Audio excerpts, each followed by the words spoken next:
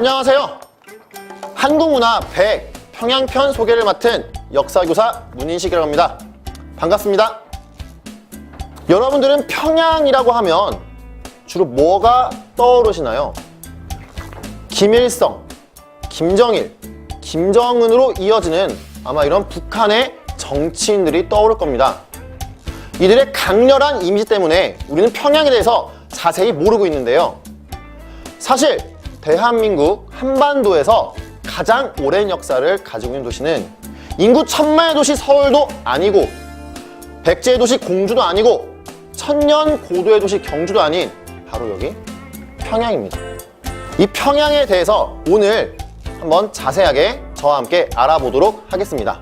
여러분들이 느끼시기에 평양이라는 말이 어렵게 느껴질 수 있겠지만 우리 고유어인 부르나라는 말을 한자로 옮긴 것에 불과합니다. 부르라는 말은 평평하다는 뜻이고요. 나라는 말은 땅이라는 뜻이에요. 합쳐서 말하면 평평한 땅이라는 거죠. 여러분들이 실제로 평양에 가보면 주변에 산도 없이 드넓은 평야가 있는 것을 보게 될 겁니다. 그렇게 넓은 평야는 남한에서는 호남 평야밖에 비견될 곳이 없어요. 이렇게 넓은 땅, 그 넓은 땅을 대동강이 흐르고 있습니다. 대동강이 흐르기 때문에 땅은 한결 더 비옥해지고 사람들이 살기 좋은 곳이 되는 거죠. 저 먼 구석기 시대에서부터 이곳에서 사람들은 살았답니다. 유명한 구석기 유적인 평남 상원 검은무로 동굴이 바로 이 평양 근처에 위치하고 있습니다. 이 유적에서는 굉장히 신기하게도 물소, 원숭이와 같은 이러한 뼈들이 나오는데요. 이 당시에 한반도가 지금보다 훨씬 더 따뜻했음을 보여주는 유적 유물이라고 할 수 있겠습니다.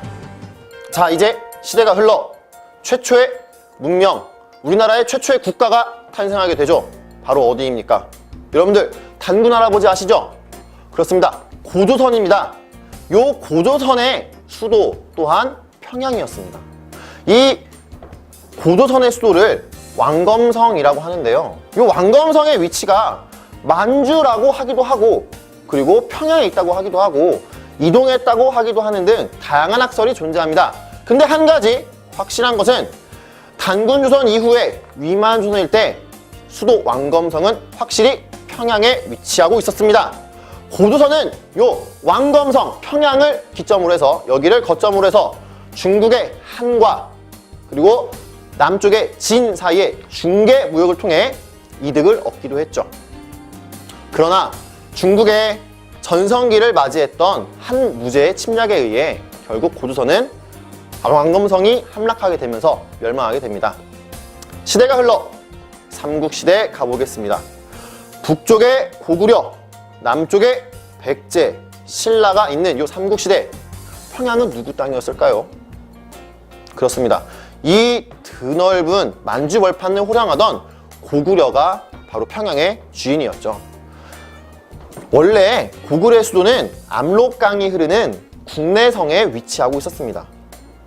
근데 장수왕의 남진정책과 맞물리게 되면서 고구려는 수도를 국내성에서 평양으로 옮기게 되죠. 본격적으로 백제와 신라를 압박하겠다는 겁니다. 고구려는 평양을 수도로 했을 때 최고의 전성기를 맞이하게 됐는데요. 북으로는 부여와 숙신을 정복하고 남쪽으로는 백제와 신라를 찍어 눌러 충주까지 밀어내는 등 가장 넓은 영토를 차지했던 게 바로 이 평양 시기였습니다. 이렇게 전성기를 구가하던 고구려, 하지만 위기를 맞이하게 됩니다. 그 당대의 최고의 외교가였던 신라의 김춘추가 배를 타고 중국으로 당나라로 건너게 되죠. 그래서 당태종을 만나 간판을 짓습니다. 신라와 당이 손잡은 거죠. 이렇게 결성된 나당연합군은 660년 의자왕이 이끌던 백제를 멸망시키고 668년 평양성으로 다가오게 됩니다. 결국 나당연합군의 공격과 연개소문의 아들들의 분열로 인해서 고구려는 멸망하게 됩니다. 이렇게 잠시 잊혀졌던 도시 평양은 고려 때 다시금 주목받습니다. 고려. 이름에서부터 알 수 있듯이 고구려를 계승했다는 것을 느낄 수가 있죠. 고구려가 잃었던 그 넓은 북쪽의 땅을 회복하고 싶었던 고려는 북진 정책을 추진하게 되고, 북진 정책의 거점으로서 평양을 선택합니다. 실제로 고려의 많은 왕들은 개경이 아니라 평양으로 수도를 옮기고 싶어 했어요. 그리고 진취적인 기상을 가졌던 요청은 수도를 아예 서경으로 옮기자는 그런 운동을 벌였습니다. 이게 정말 유명한 서경천도 운동인데요. 나중에 일제강점기 때의 민족사학자였던 신채호는 요 서경천도 운동을 가지고 이렇게 표현했습니다. 조선 역사상 1000년 내 제일 가는 대사건이다. 이 말이 무슨 뜻이냐 하면 수도가 평양으로 옮겨지고 더욱더 진취적으로 나아갔다면 우리 천년의 역사가 바뀌지 않았겠나 하는 그런 아쉬움에서 이런 말을 했던 게 아닌가 싶네요. 태조 이성계에 의해서 조선이 건국되고 200년이 흐른 뒤 1592년 4월 14일 부산 앞바다에 웬 배들이 가득 메어서 부산으로 건너옵니다. 그렇습니다. 임진왜란의 시작이죠. 약 15만이 넘는 일본군은 약 20일 만에 한성을 함락시킵니다. 그리고 그 여세를 몰아서 평양까지 먹게 되죠. 이렇게 빼앗긴 평양은 1593년 1월에 명나라가 참전해서 조명연합군에 의해 탈환되게 됩니다. 북쪽의 만주를 통일했던 여진족이 세운 후금은 또한 정묘호란, 병자호란을 통해 조선을 침입하게 되는데, 이때에도 평양은 전쟁터가 됩니다. 제가 이렇게 말하면 마치 무슨 평양이 전쟁터인 것처럼 그렇게 생각하시겠지만 꼭 그렇지만은 않습니다. 평양은 원체부터 비옥한 땅이 있었고, 그리고 또한 중국과 오고 가는, 사절단이 오고 가는 아주 중요한 길목이었어요. 그래서 풍족하고 문화적으로도 발전되었으며 없는 게 없는 그런 아주 발달된 도시였습니다. 그래서 조선시대의 관리들이 가고 싶어 하는 곳 3개를 꼽으라고 하면 그 중에 한 곳에 꼭 평양이 꼽혔다고 하네요. 여러분들은 지금 최강 대국인 미국과 우리나라가 전쟁을 했었다는 사실을 아십니까? 조선 때 미국과 전쟁을 치렀던 적이 있습니다. 바로 신미양요인데요.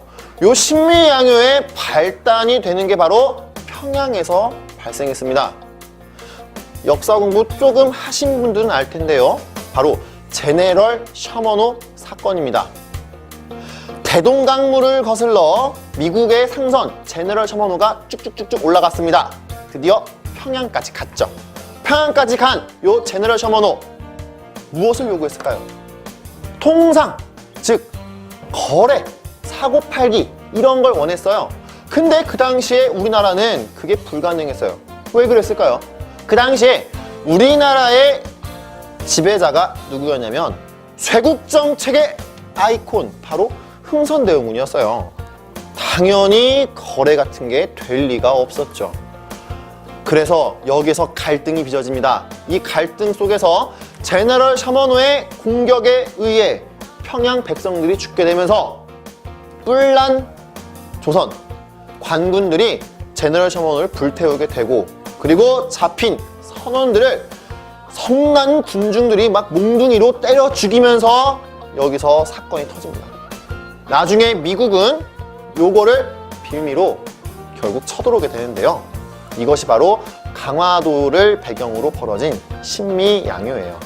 1910년 일제에서 조선은 합방되게 됩니다. 강제적으로 합방되고 말았죠. 일제 강점기에 물산장려운동이라는 독립운동의 종류 중에 하나가 바로 평양에서 펼쳐지게 됩니다. 일제의 경제적 수탈에 맞서서 우리 것으로만 살자, 내 살림 내 것으로 라는 구호를 앞세워가지고 국산품, 애용, 근검, 절약 등을 통해 우리의 토종 기업들을 육성시키고자 하는 물산장려운동이 평양에 살고 있던 조만식에 의해서 진행되게 됩니다. 이러한 독립을 향한 뜨거운 열기는 평양에서도 이렇게 있었네요. 8월 15일 우리 민족이 그렇게 염원하던 광복을 맞이하게 됐습니다. 하지만 기쁨도 잠시, 동족 상잔의 비극 6.25가 발생합니다. 그래서 지금 평양은 우리가 가고 싶어도 갈 수 없는 가깝지만 먼 곳이 되었죠. 언젠가 우리 발로 가서 우리 눈으로 평양을 직접 보는 그날이 오기를 기원하면서 평양에 대한 소개를 여기서 마치겠습니다. 이상 역사교사 문인식이었습니다. 감사합니다.